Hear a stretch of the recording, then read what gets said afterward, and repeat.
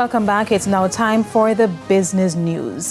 Rising global oil prices are triggering concern within Jamaica's shipping sector, with the Shipping Association of Jamaica warning of the immediate impacts on operations and consumers.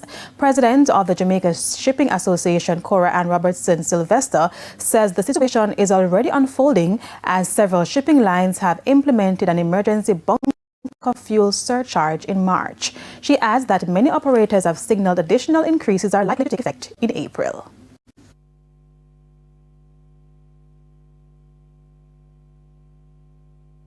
This will affect the Jamaican consumer because the importers will have to pass along these increased costs to the consumer. Things like food, building materials, electronics, medication, all of these things will be affected. Despite the concerns, there is a measure of optimism. What is positive is that the shipping lines have said that they are monitoring the fuel situation, and if the prices go down, then these surcharges will be removed. To the stock market we go now. The JSE index declined by 761 points today, while the junior market declined by 30 points. The winners include Cygnus Credit Investments, US Dollar Ordinary Shares, Epley, Dollar Financial Services, G West Corporation Ordinary Shares, and The Lab.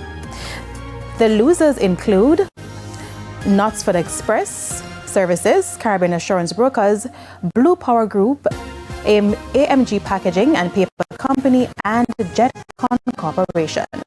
19 stocks traded firm. To the foreign exchange market now. Foreign exchange trading ended with the banks and cambios selling the US dollar for an average $158.94. The Canadian dollar is being sold for $115.53. The pound is going for $211.88, while the euro is selling for an average $184.35. And that's the business news. International stories when we come back.